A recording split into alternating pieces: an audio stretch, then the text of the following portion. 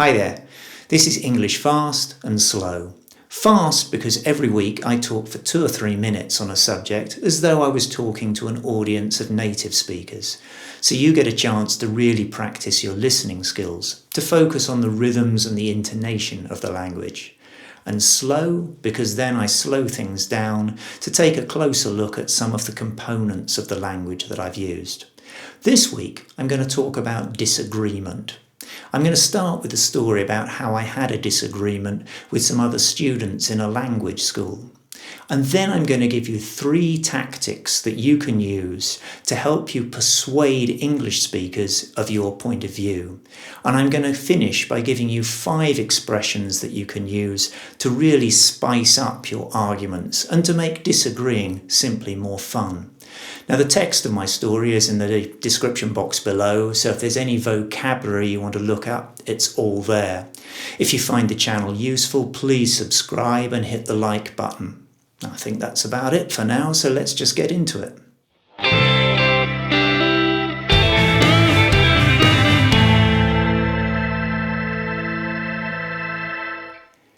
Age is just a number. It's one of those sayings that you might find on a motivational website.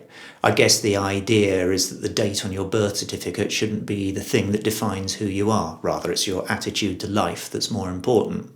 Now, you might think it would be older people that would be more likely to believe this, but the only time I've got into a discussion about it, it was younger people that were telling me that age most definitely is simply a number. I was a student at the time in a language school in Madrid, and my fellow classmates, most of them had just graduated, whereas I was taking a break after 30 years of work, so I was a certain amount older than they were. And so, from my perspective, I've seen things over my life that have changed with age. However, ironically perhaps, even though I have unfortunately more experience of the aging process, my fellow students told me flat out that I was wrong. Age was just a number. But if you think about it, it can't be, can it? If age were just a number, then we'd see sports players in the top teams of the world lining up for their team photo in their 40s, 50s and 60s because their motivational attitude would be more important than their biological age. I looked up the numbers for the London Olympics. 99% of athletes who had reached the finals of their event were aged under 40, but the vast majority were still in their 20s. Now, you might say I'm looking at this from too much of a biological perspective, and that when people say age is just a number, they mean it in more of a social context. But I think there too they'd be wrong. I used to work in advertising, and there only 6% of the employees in advertising agencies are aged over 50. It turns out that clients much prefer the vitality of youth rather than the experience of age. It's the same in film and TV as well. As a general rule, audiences prefer looking at younger actors. So aging actors feel the need to dye their hair, have Botox and undergo surgery. But eventually they don't end up looking younger, they just end up looking weirder. And it's the same in relationships as well. People notice if there's a big age gap between a couple. No one's ever said of an oligarch who's 60 years old and his 25-year-old wife, "Oh, attitudinally they look so good together." I don't think that's ever happened. Now, the counter-argument to what I'm saying is that everyone can think of someone's grandmother who did something like take up kickboxing at the age of 80. And obviously, in so doing, she has proved that age is just a number. But I'd argue it's the precise opposite. The very fact that an 80-year-old kickboxing granny is noteworthy is because, for the majority of 80-year-olds, kickboxing would be a life-threatening activity. She's the exception that proves the rule. Now, of course, I'm not saying that age absolutely defines who a person is, but I am saying that age conditions the choices all of us have throughout our lives. Now, I don't think that my fellow students had really given all that much thought to the topic, but what was driving their insistence that age was just a number was the fact that they didn't want to confront the fact that they too were going to start aging. And so if you think about it, this is just further proof that age is more than just a number. I could never have won the argument with the other students about age in the sense that I persuaded them 100% that I was right and they were wrong. Real life doesn't work like that. In those sort of discussions, and these are the sort of discussions we have in the workplace all the time, I think the best outcome is that all the participants in a discussion feel that they've been listened to, that they've had a chance to air their perspective, and that the group as a whole moves to a more consensual position that everybody can live with. I think that's a good outcome. So how do you present your arguments in such a way as to help the group get there? Well, let's start with the don'ts. Never say these things in a meeting with English speakers. I don't agree. I completely disagree. I think you're wrong.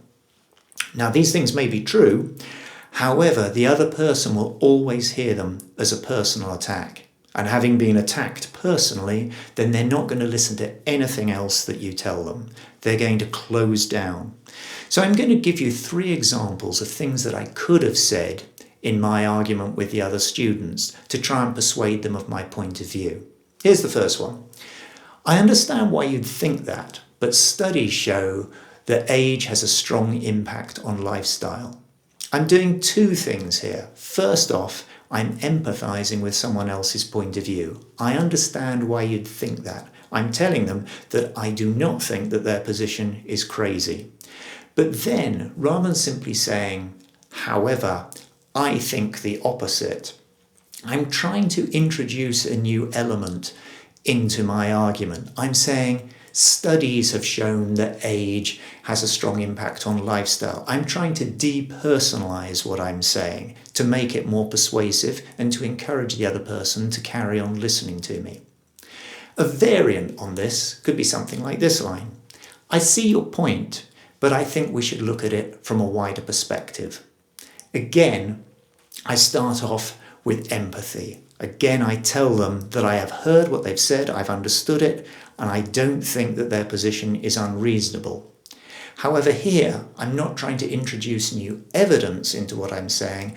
I'm trying to change the logical framework of the argument.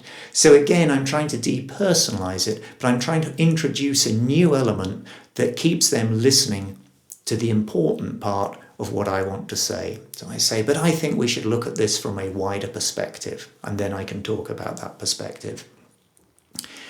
A third thing I could have said would have been this. Whilst I agree that 70-year-olds can lead very different lifestyles, none of them will ever win gold in the 100 meters. So here, I am introducing empathy, but I'm doing it by a different method. I'm explicitly agreeing with something that they've said before introducing the point of evidence that is different. However, I've done it in such a way that I've built some momentum in my argument. I've started with that thing that we're in agreement with before introducing the point where we disagree, and that's more likely to make them carry on listening to me.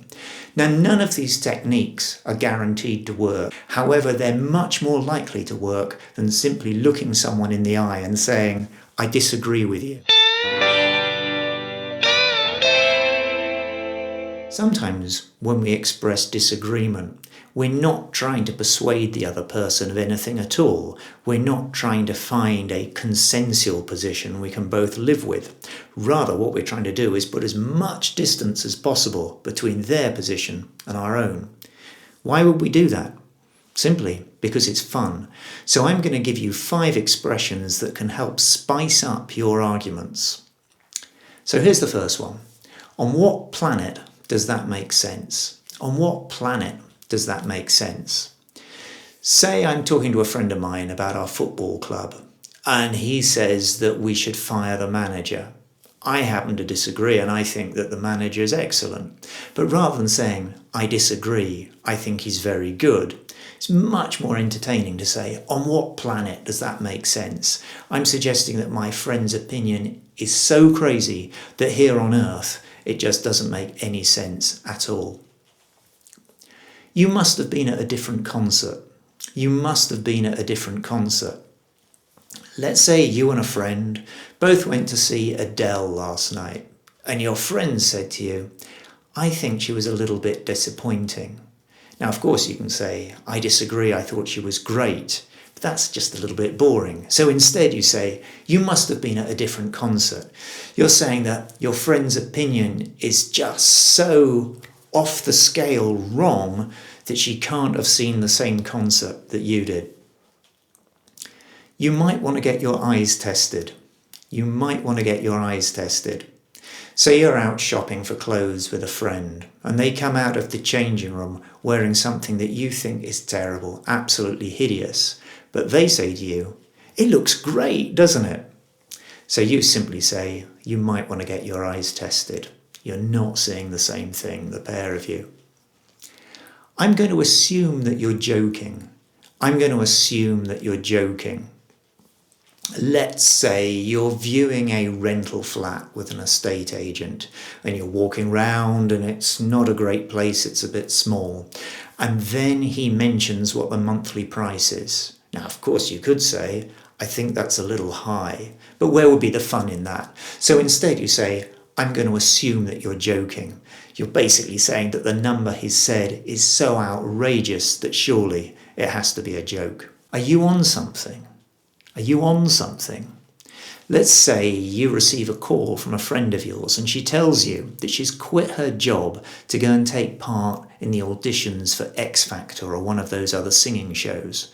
Only you've heard her sing. This is obviously an absolutely terrible idea, but there's nothing you can do about it now. So you simply say to her, are you on something? Now, none of these 5 expressions are going to help you persuade the other person of anything. You're simply expressing how much you disagree with them. But you're doing it in a way that is much more entertaining than simply saying, I don't agree. Well, that's it for this week. I hope that now when you want to express disagreement in English, you can do so more persuasively than before, or in a more entertaining manner. Now, if you agree with me that age is most definitely more than a number, let me know in the comments below. And if you want to disagree with me, write a really compelling counter-argument. Okay, well until next time, take care.